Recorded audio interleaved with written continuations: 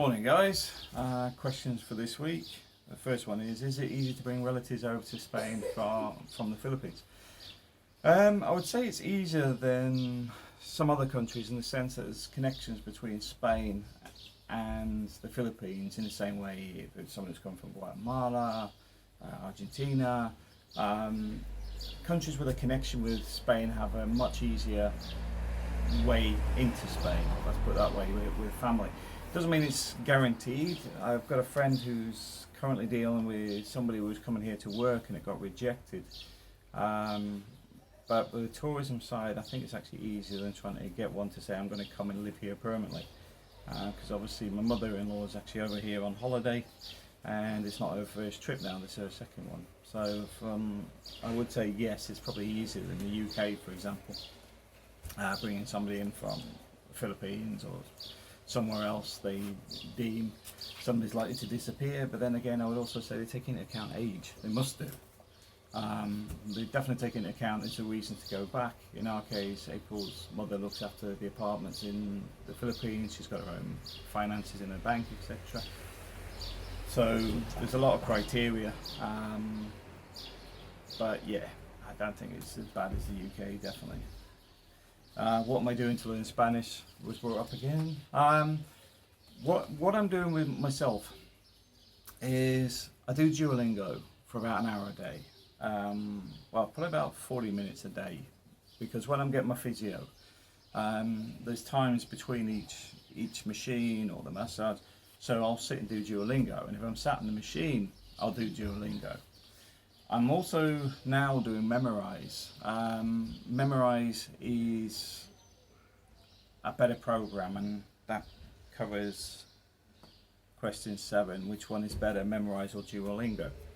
Duolingo I think is a bit like flashcards. I find it good for building vocabulary, but memorise does that, plus it does gets you to do the spelling correct, goes through the grammar, goes through the verb to be, which is a very important one in Spain, because once you grasp that, it makes it much easier.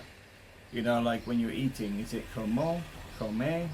You know, there's reasons behind it. You know, like yo, yo is I, which means when it's you're eating, it's como, because the o from that transcends over to como.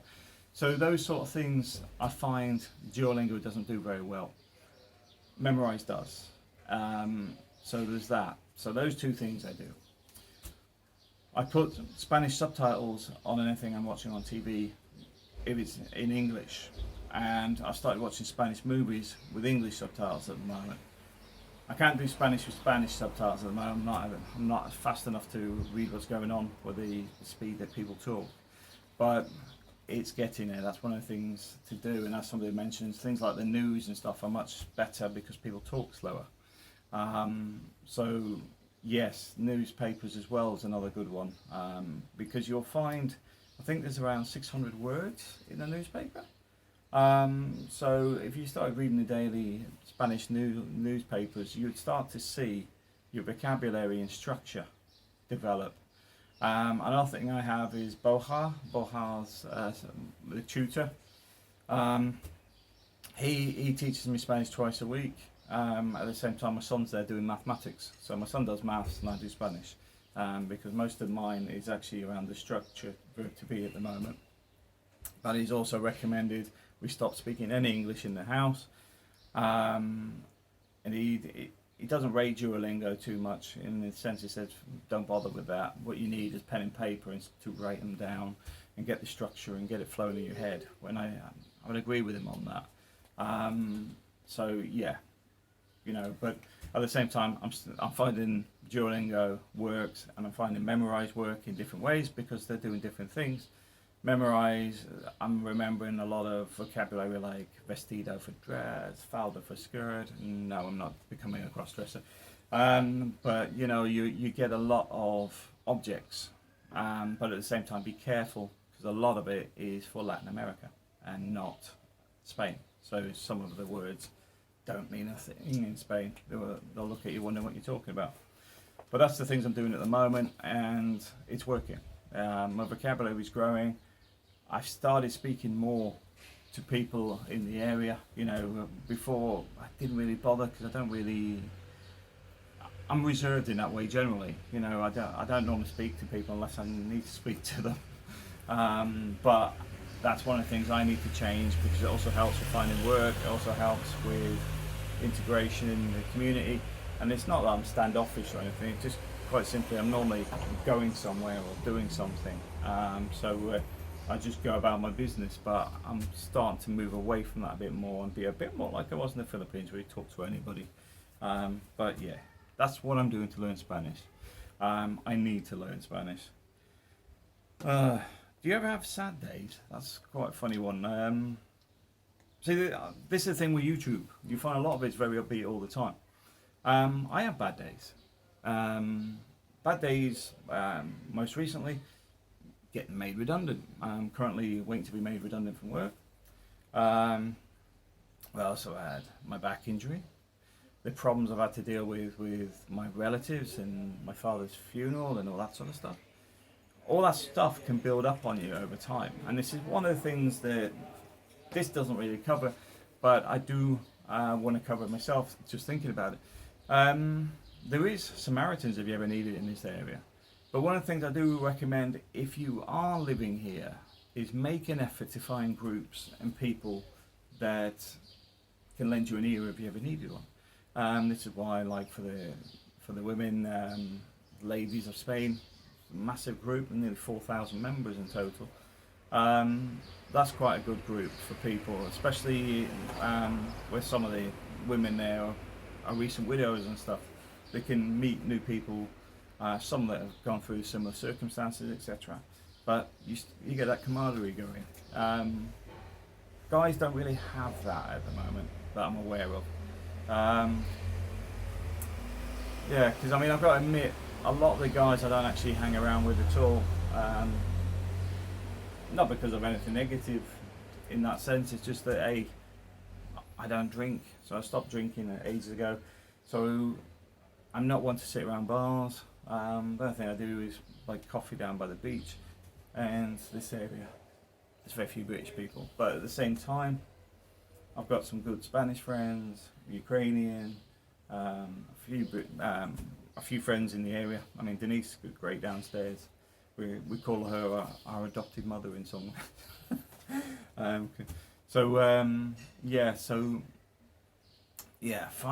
Find that when you move over. Find people that you can rely on and become friends. Don't isolate yourself. Work away from isolation. Be proactive in moving away from it. But yeah, I, like everybody else, have bad days. How do you find work in Spain? Now, a lot of this stuff is word of mouth, and this is why you need to be proactive. Now, don't get me wrong, there's professional businesses out there, things like Glassdoor.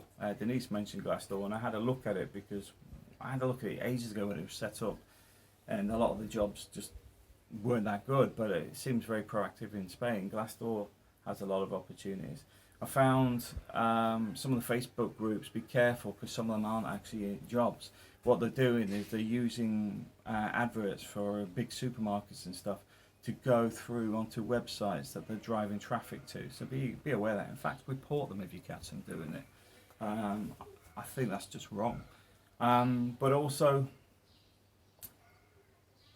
the greatest one, especially if you're just starting out and just want a bit of bar work and something just to get you in the loop, go to all the bars, go to all the restaurants, ask. But one thing I will keep saying is, get your Spanish to grips if you're coming over. So many Brits don't bother. I wouldn't be surprised if it was 90% of Brits didn't speak any Spanish or was less than 10 words, simply because they have no interest. A lot of them live on British communities or cosmopolitan Western communities. They don't need to speak Spanish. But for me, if you want to be part of Spain, learn the language. It's a decent thing to do, but also it makes life so much easier. Are the schools free in Spain? The schools themselves, if you're looking at state schools, they are free, but you will have things like excursions, days out, where they'll want like 20 euros for the bus and things like that. You will get annually to pay for books. I can't remember how much the books were this year, but it's normally, I think they in total they cost about 400 euros, but sometimes they subsidise it, so it's about 160 euros or whatever. And then you've got the school meals and maybe the bus to and from the school. Those have different figures depending where you are, but school meals are about 90 euros a month, and the bus, because we're within the catchment, is free. But other people have to pay for the bus if they're outside the catchment. So that's it. The school isn't too bad. Will I stay in Spain for good? To be honest, I see Spain as home. My roots in the UK are pretty much wiped out after recent events, and I want to be here full time. But there's other things that are major factors, not just wanting to be here. The fact is, my kids are at an age where I want to spend more time with them. The cost of living here, a lot of people say, oh, people don't earn as much here. Do you know what? The cost of living is also lower. We've got friends that live quite happily on 700 euros a month. Now, yes, one of them's on a state pension, which is roughly where that figure comes from. But you're also looking at the fact, what are kids doing? Kids going fishing, singing. Someone living on 700 euros and quite happily. It's not about the disconnected from, they've got a car, they live in a nice 2-bedroom apartment. They're doing everything the same as we do. I mean, mine's a bit more expensive simply because of our kids. But could I live on 700 euros? Yeah, if I had to, even with the kids. But the point being is, you adapt to your life's needs. Now, for me, I've spent 20 years in engineering, in the corporate world.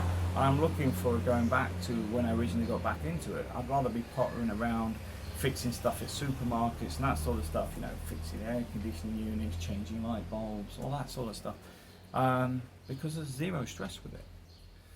So the point being is, I'd rather take a lower salary, and I've seen jobs advertised for that for about 1,300 euros a month.